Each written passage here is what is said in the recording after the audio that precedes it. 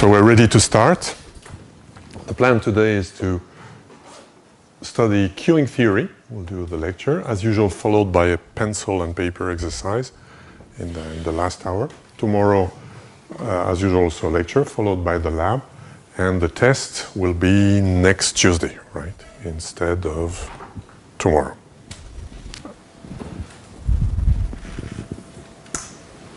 So the topic today is queuing theory. In a traditional performance evaluation class, queuing theory is one of the central themes because it is at the heart of understanding the behavior of computer systems and communication networks. So we'll go through it, but we will not go through what I call an in-depth analysis of queuing systems because it can be very hard, and some people are still working on analyzing some type of queuing systems. But I'll talk a bit about the kind of results that can be achieved. But the philosophy of this course is that we will put all the bits of time that we have into the most efficient parts, so the results that are the more powerful.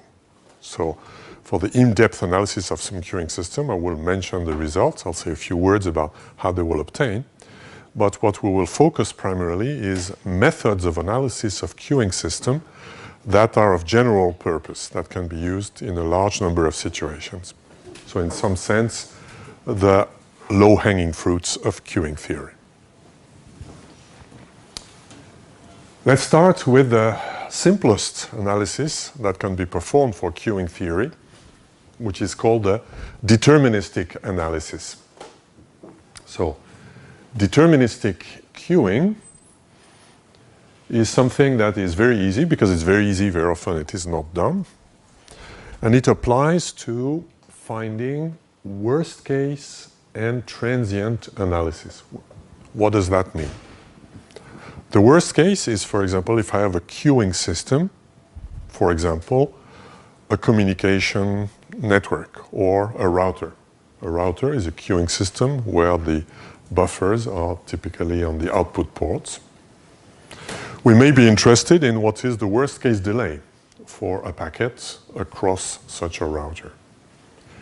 This is typically not what we do in the internet. In the internet, when we're interested in having the performance of TCP, for example, we're interested in more complex things, which are what is the throughput I will obtain, because there is a complex interaction of the sources, the losses, the delays, and the destinations.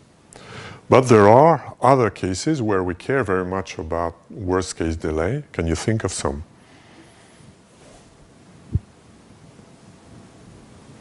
Can you think of a computer application that you would be doing where the worst case delay is very important to your application?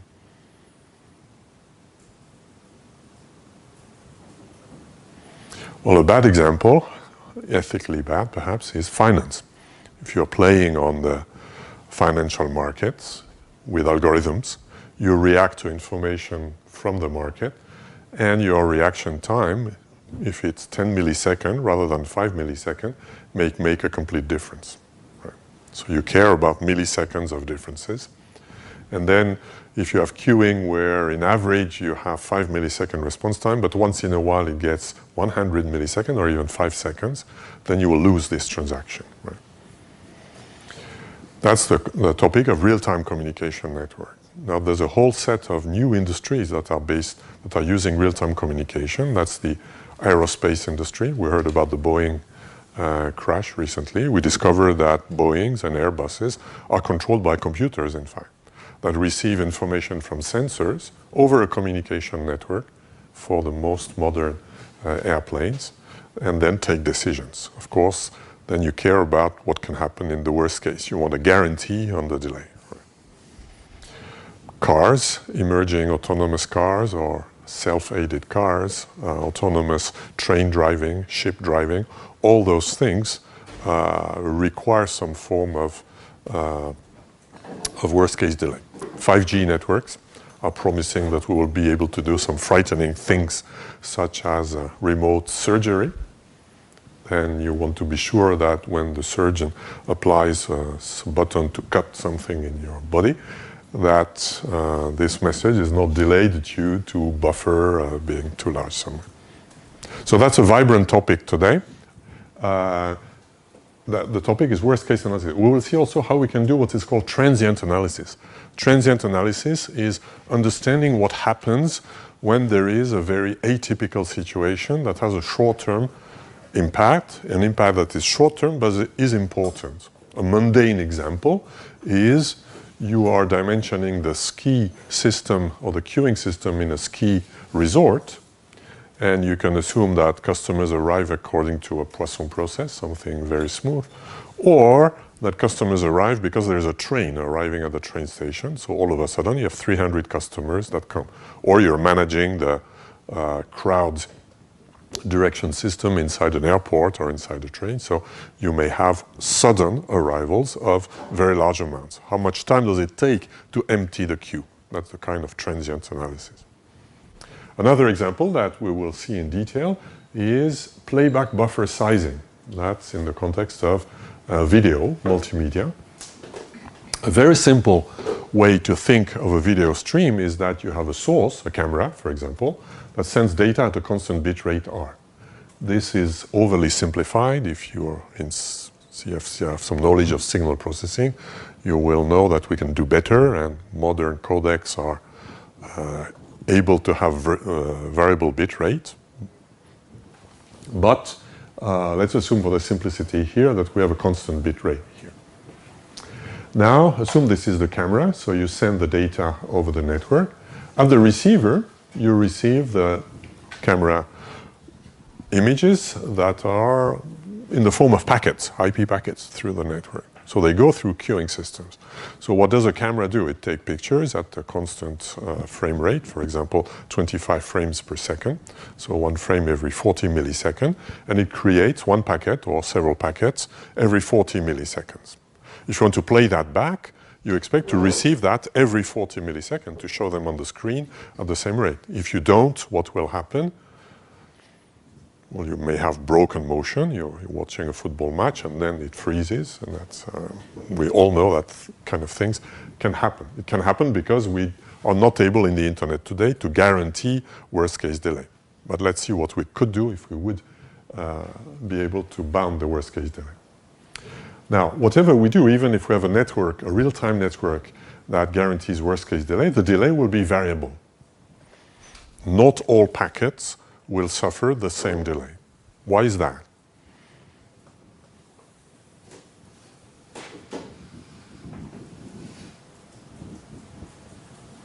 Yes? The delay depends a lot on the moment, situation you are. The delay depends on the instantaneous state of the network, exactly. So the only way to make sure that delays would be constant is to make sure that all the other flows behave in a completely predictable way. Or there are techniques that allow delays to be constant. For example, GSM, 2G networks, use what is called time division multiplexing, where over a communication link, you are allocated a certain time slot. So you get a few milliseconds, every 100 milliseconds, for example, then you know exactly when you will have your data, and then the delay is constant. But those are very rare situations in today's network. Today's network are packet-based. So you share the network in the open internet. There's only one class of service, so you share all the buffers with everybody. If someone is going to a website that creates traffic, that will interfere with your delay. So the network is not deterministic, so the delay is also non-deterministic. What can we do? Well, the constant solution is at the destination to use what is called a playback buffer. A playback buffer is a device here that takes all the stream of packets and stores them a while before reading them. Why is it? Because when the first packet comes, it might be a very early packet. This packet might have been more lucky than the following packets. So if you read it immediately, then the next packet might not come when you're ready to read the second, because the first one was faster than average. So that's the idea. You put them into a buffer, And after storing a few packets in the buffer, you hope that this will equalize, you will be able to equalize the delay. Now the concrete question, this is our first deterministic queuing theory exercise. How can we dimension this playback buffer? What should be its size? How many packets should we wait until reading the first packet of the stream? How should we do things? Right. That's the first question we're asking. The solution to such questions is very simple if we use one trick. The trick is to use those functions here that are called cumulative functions or integral. This is similar to CDF in probability, cumulative distribution function. A of t is the total number of bits or of packets, depending on how we count. Here, assume it's bits. Total amount of bits that I have observed on this flow from one fixed initial time that I call 0 up to time t. So that gives a function that is monotonic non-decreasing, so white sense increasing, such as the red curve here. This is the total amount of packets. So I see here a steep slope. That means the rate of packet was fast. Then it decreased, and then it starts to increase again. I can do that for the input and for the output of a network, of a system in general. So here I consider an abstract system, and I have the cumulative function of the input and of the output. Now, if the system does not lose any packets, which we will assume for a second here, there are two very simple things we can do by looking at those two curves. The very first simple thing is to look at any time t, I plot the two functions, the input and the output, and I look at the vertical difference. What does the vertical difference represent? Well, A of t, the red, is the number of bits that have been sent by the source up to now.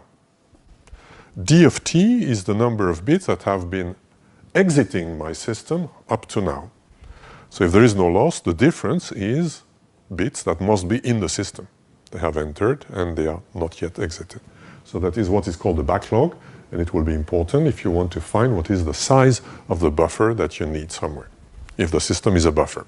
This is very generic. It can apply to a queuing system or to any kind of system.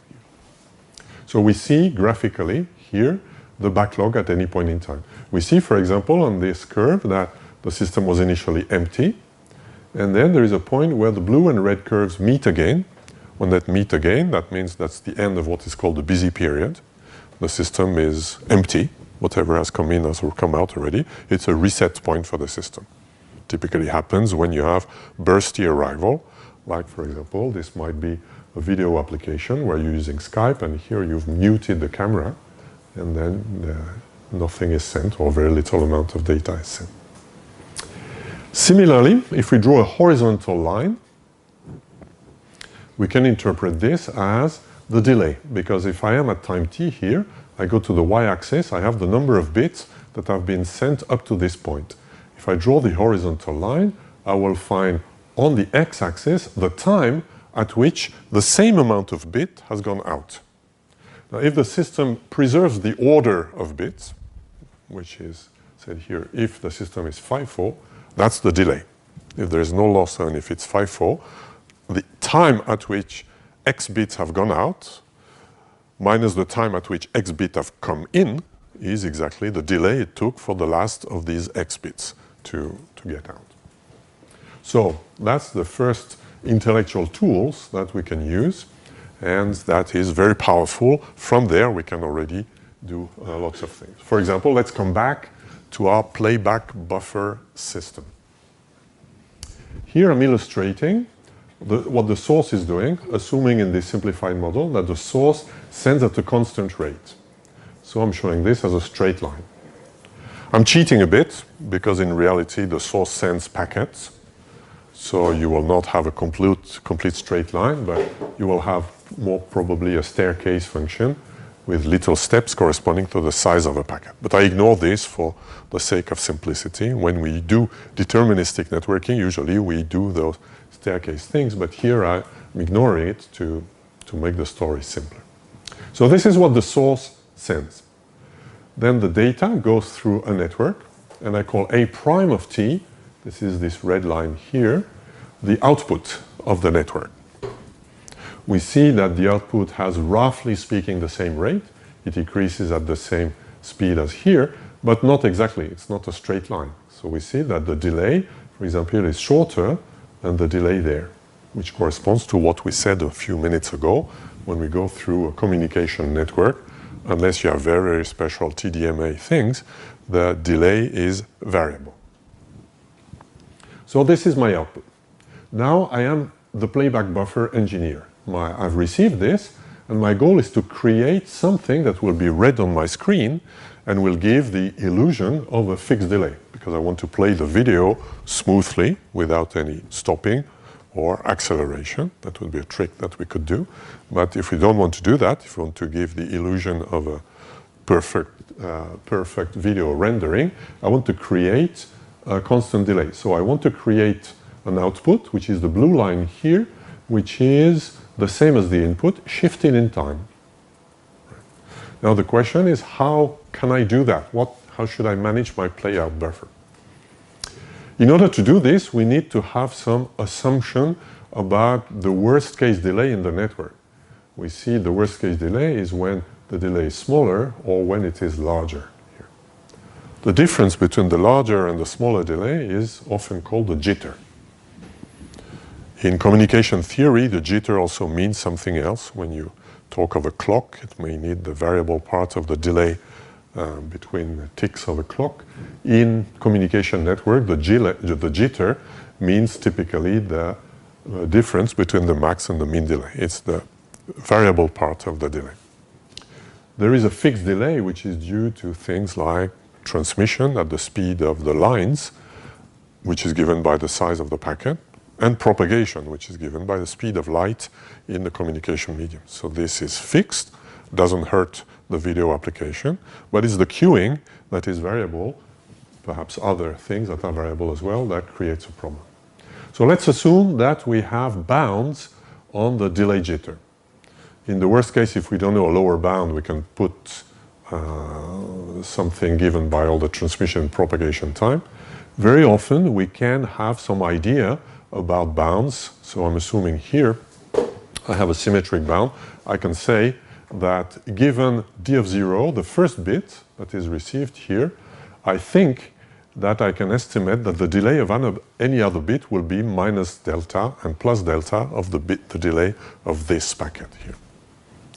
Graphically, what does it mean? It means that when I receive the first packet of this stream, I can draw two lines, d1 and d2, that are delta apart and that are parallel to a of t. My assumption on delay jitter means exactly that I think that the red line, the output, a prime of t, will be between those two, black and blue lines here. This is exactly what it means, assuming the delay jitter. Now, once we have put all this in place, it's very easy to see what should we do.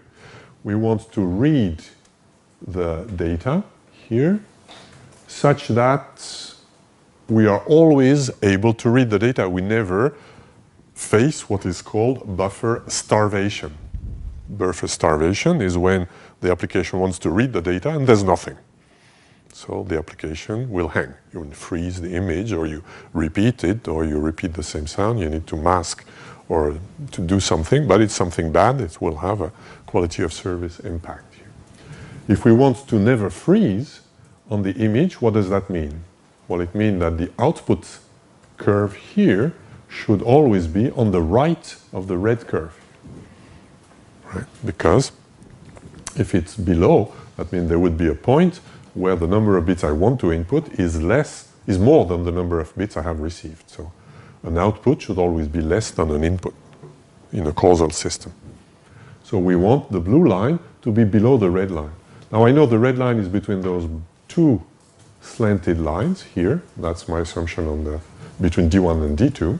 So the earliest I can do is to be exactly at D2. So if I play at D2, I am sure, if my assumption on delay jitter is true, I am sure that I always have something to play here. So one playback policy is wait, find some estimate on the delay jitter, in fact, on the worst case delay between the time we receive a packet and the time that any other packets, the delay for any other packet of this flow, and then wait for a time delta before reading the first bit, and then read at a constant rate r. And if you do that, it is guaranteed that you will never have a packet, you will never have buffer starvation. So this is what is routinely done by your preferred YouTube app and practically Skype.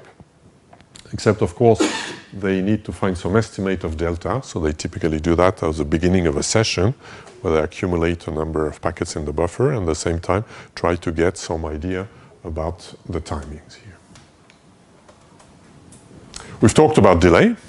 Are you now able to answer the question, how large the buffer should be?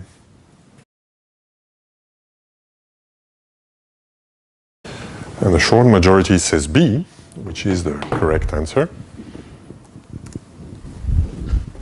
We have to take a bound on the vertical difference, the vertical deviation between the red and the blue.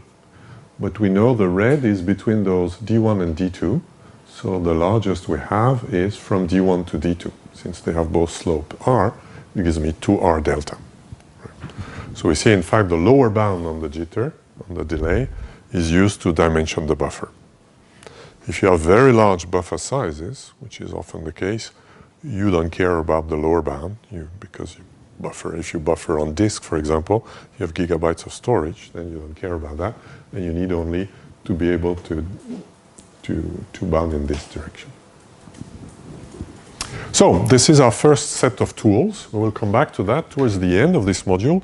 We will use on a case study all the different techniques that we see. What is perhaps important in this course I would like to teach you is how to use the different methods that mathematicians have developed. So here is a first method. This one, if you want to know more, the topic is called network calculus, or deterministic networking.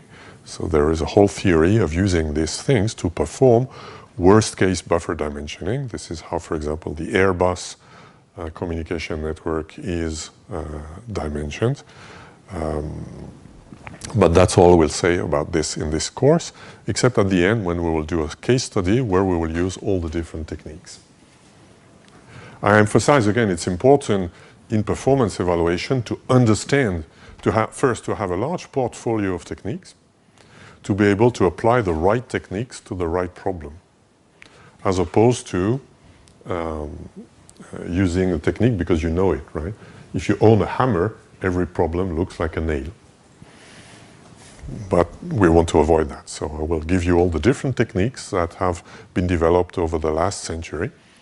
And then probably if you have a very concrete problem, you may want to go deeper, but you know which technique to use. The second set of techniques is called operational laws. It's not deterministic networking, though it can be used for it. It is, if you want, the physics of queuing system, or of systems where you need to wait in general.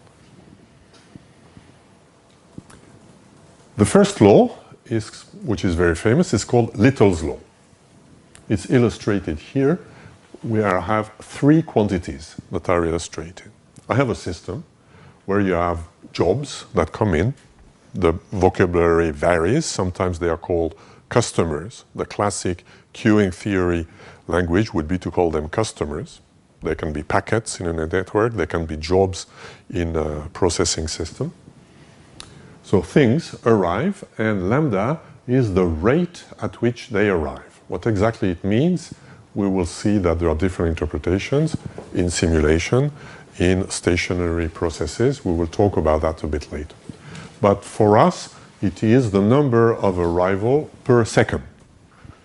If you observe the system, you can see that you count every second how many things arrive. You also have something, a variable, and you take the average of that over a period of time. That's your one way to estimate this. Another quantity, R, is the response time.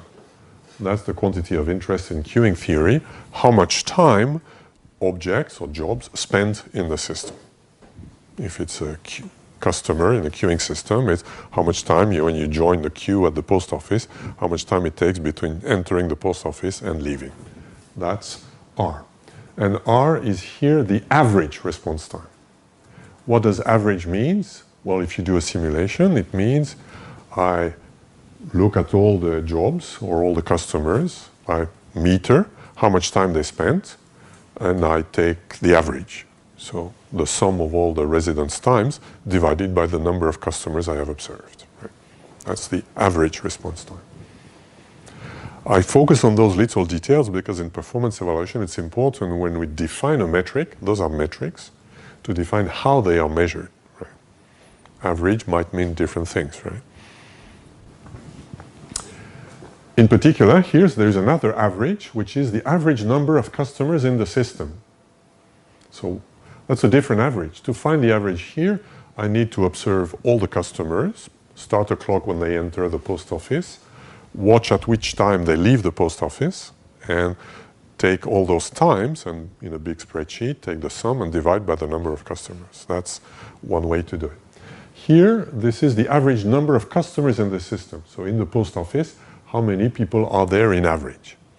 How could you estimate this?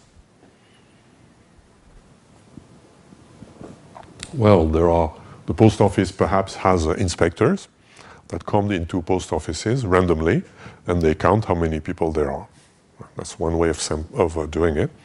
It is the viewpoint done by a random observer that comes from the outside and asks how many people are there.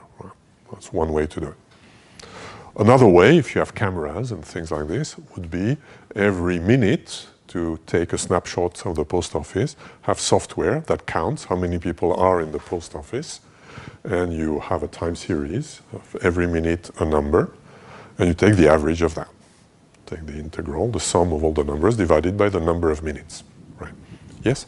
Except the time between the snapshot, I don't see the difference between the camera and the inspector.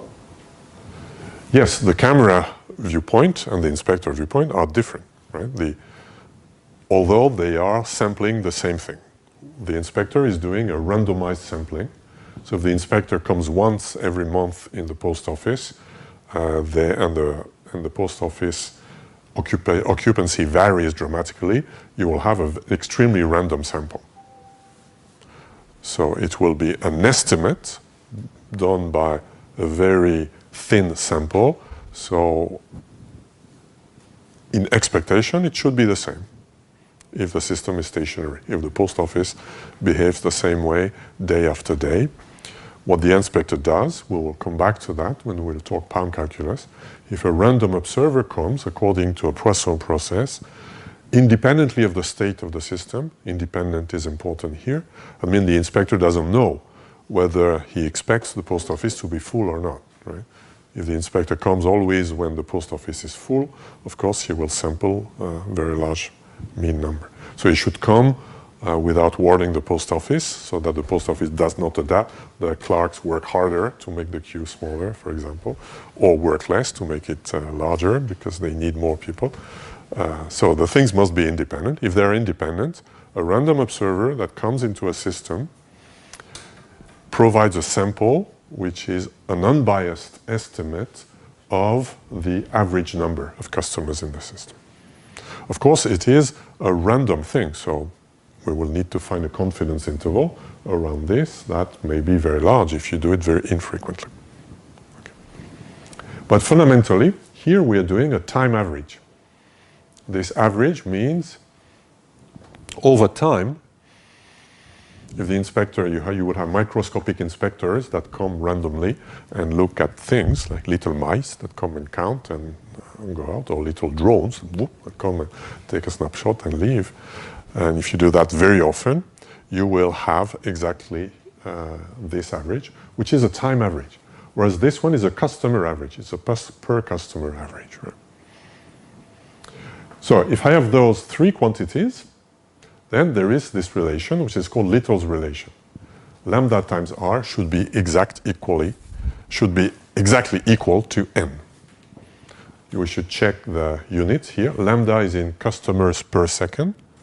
R is in second. So lambda R is in customers, which makes sense. N is an average number of customers. Here. So this formula is very simple. And if you think of the units, there's only one way to put it together. So it's very easy to know. Why is it so? Well, I'll give two proofs. I'll give first an informal proof, then I will give a second proof that corresponds to what we do if we measure this in a simulation. And there is yet another proof when we have stationary stochastic processes, which is the proof that is classically done in queuing theory courses, that I will not do because it's very long and at the end it gives the same intuition of what we do here. So the first intuition is assume that this is not a post office but a call center, for example. Then every customer pays, for example, when you call the hotline of the train station, you pay some amount of money per minute. So let's say 1 franc per minute in the system. Right? And in average, assume that a customer pays R franc. You can ask all the people who've used the system, how much did you pay? In average, each of them pays R franc. Right? You can also say, in average, how much money you receive by minute. Right? You are doing the accounting for the system, and you see how much money flows into your call center. You call that N. Then, obviously, if there are lambda customers per minute, if every customer brings to you a revenue to you equals to R, then per minute, the revenue that comes to you is lambda R. Right? Which is because if you have in average N customers, then since every customer pays 1 franc per minute, you receive also N franc per minute. Right? So those three things should be equal. Right? Now the good news is not just based on this intuition, which is a bit hand-waving, it's formally true. Let's see why it's formally true when we do, for example, a simulation that you have seen last week, how to do. So let's assume I do a simulation of my queuing system. So I plot and I show one of the important things, the number of customers in the queue, as a function of time. So I plot on the x-axis time, and on the y-axis, the number of customers in the queue. So when there are arrivals, there is a jump. So here I'm not doing a fluid approximation. And whenever there is a departure, there is a jump in the negative direction here. So here is how the queue process would look like. So in this simulation, in any simulation, we typically have the logic of the simulation, plus if we do the simulation, it is to answer a performance evaluation question. So this is done by accumulating some quantitative observations in counters that we will empty at the end of the simulation. Here, assume I want to do this simulation to estimate two things, the average response time and the average number of customers in the system. It's very simple. If you do a simulation, usually you want more than just those averages. But let's assume that's the only thing we want to do here. So how will I do that? Well, I maintain two counters, a response time counter and a backlog counter, that are updated whenever there's an event. An event is whenever there is a jump in these curves, right? Between jumps, nothing happens. So the only points in time where I need to update the counters are at those points where the state of the simulation changes. If I have correctly accumulated all the response time at counter at the end of the simulation, then it should be equal to the sum of the response time of all the customers I have observed. I call Rn the response time of the nth customer that I have seen in my simulation. NB customer is the number of customers I observed here. And at the end, I will do the average response time will be this counter here divided by the number of customers. Corresponds to what we said before. The average response time is a per customer average. For the backlog counter, which is a time average, I need to maintain an integral of the backlog. The backlog is the y-axis here, the value of the y-axis. This integral looks intimidating because it's an integral sign, but since this thing changes only at discrete times, this integral is a discrete sum. It is here, it is 1 times the duration of this first part, plus 2 the duration of this second part, plus 3, plus 4, etc. So whenever something changes, I can update the counter such that at the end I have obtained this integral where capital T is the time of my simulation. I'm not saying here why and when my simulation finishes. Perhaps my simulation terminates when I've seen enough customers, or when it has run long enough, or whenever another condition of interest happens. So number of customers and t are maybe dependent on the simulation. And obviously, at the end, to estimate the average number, I will do n equal to the backlog counter divided by t. Another interesting thing we can do once we have those, the rate at which customers arrive in this simulation, if I have obtained the number of customers and the time of the simulation, I can estimate it simply by this ratio. I've seen 1,000 customers in 1,000 seconds. My rate was 1 customer per second. This is how we can make very concrete sense of those quantities that are, averages are always a bit ambiguous. I'm doing this with all details, and you might think, well, it's obvious, why spend so much time?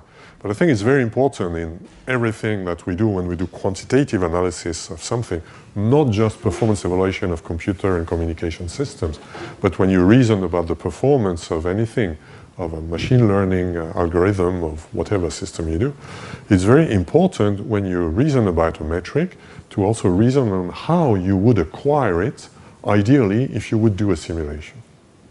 If you're able to do the thought experiment of, in your head, describing, like I'm doing here, how you would simulate things and how you count things, you understand your process and your thing is not ambiguous. If you're not able to do that, you have a problem of under-specification of what happens. When I read papers about data science, large fractions of the paper I read have this ambiguity.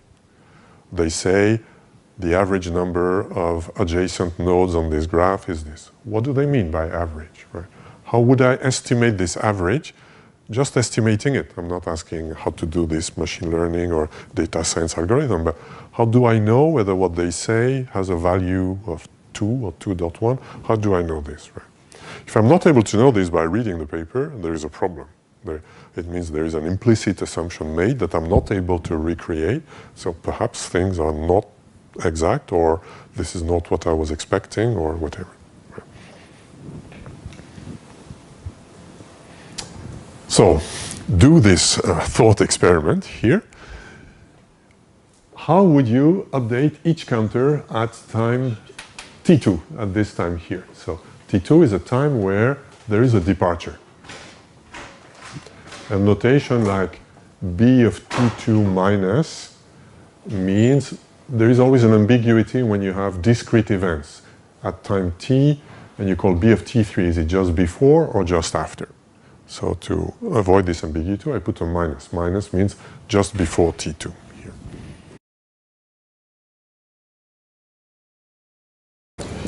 And the majority says C, which is incorrect. The correct answer is A.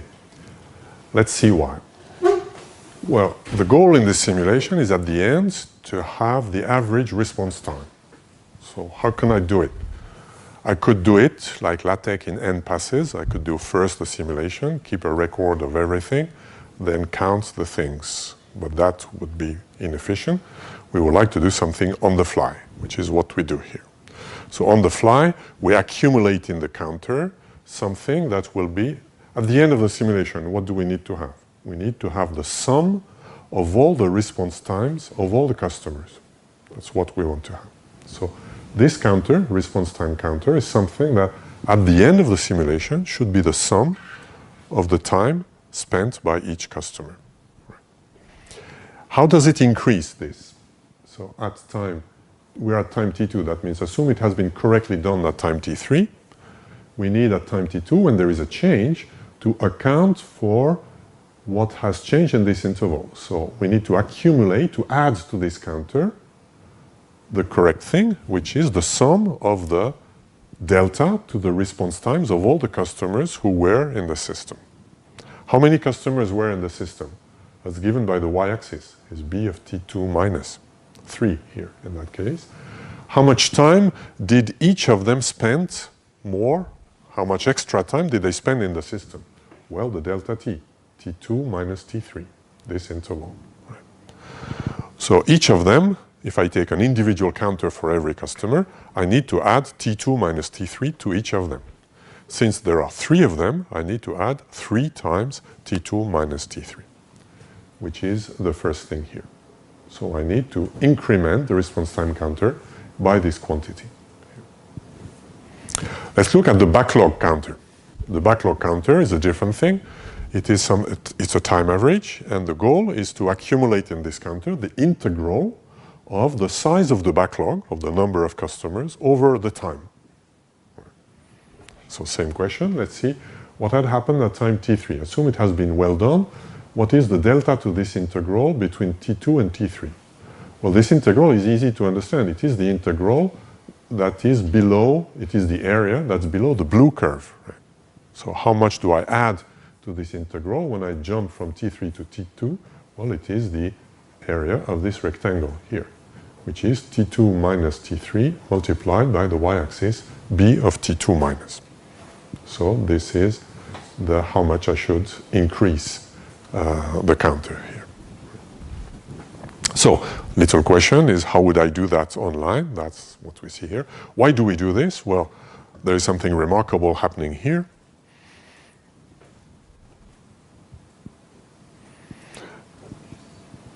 Yes? Both are same? Yeah, both have the same increment rule. To be the same, we have to be sure that they start the same. Do they?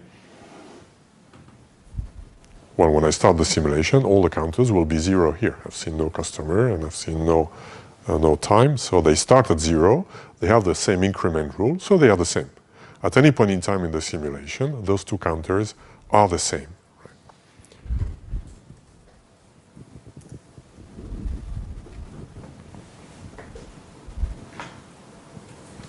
So that was the answer we saw.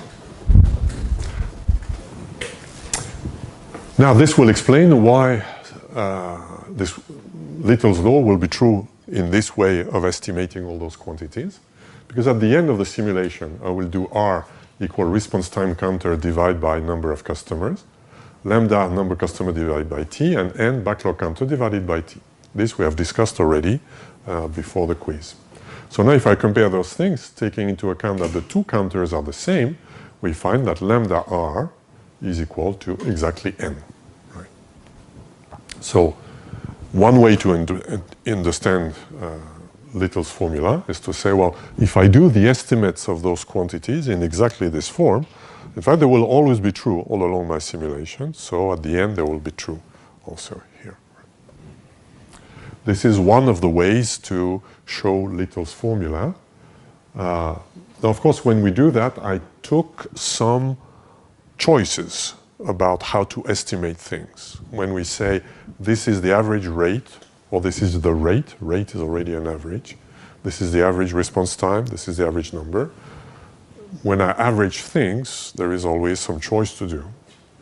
In particular here, there are things that might be embarrassing, that are forgotten here. At the end of the simulation, what happens to, if I do this thing here, if I stop the simulation here, because I've decided to stop it, I have enough time, I don't know exactly what is the response time of the customer that is here, the one that will leave later, for example. So my estimates are slightly incorrect, or at least are ambiguous, for the things that are just at the edge of the simulation. The customers that have entered and not left. What is the response time? I don't know. Here I'm treating the response time of those customers as the time since they entered until the end of the simulation, if they're still there, which is slightly incorrect. However, we have always an exact thing here. To make sense of these little things at the end, we need what is called a stochastic model. We'll talk about it a bit later when we talk in particular about PAM calculus. So if you assume that you're not just doing one simulation, but this simulation was just one representative simulation of a theoretical model, then for a theoretical model, we'll see examples in a few minutes. By the way, there should be a break at some point. Yes, we'll do a break also in a few minutes. When we do a theoretical model, we can compute for simple models, exactly the numbers, like mean number of customers, as an expectation, not something we do in one simulation, but a mathematical expectation, which intuitively would mean if I do an infinite number of simulations and I take the average of what I've observed in every simulation, this is what I would obtain. That's the same difference we have discussed between, for example, a histogram and a density of the PDF of a function and a histogram that we have played with in the second lab. So here you have just to believe me for that. This Little's formula also hold not just for a simulation, but for any system where you have the concept of customers going in, going out, and spending some time in a system. If there is what we call a stationary regime, and if we replace averages by expectation. Stationary regime means something that we will discuss again when we you have discussed already last week, right? So what is a stationary regime? It's the period where knowing at this time what is the value I can know at the future. So there's not a lot of changes in the value. It's like the pattern repeats itself again. So intuitively, that's exactly that. It may be very variable, but the variability repeats itself. The variability doesn't change, which is very subtle if you think about it. Right? It's almost is contorted, I would say. It's variable, but the variability is not variable. Right? That's what it means.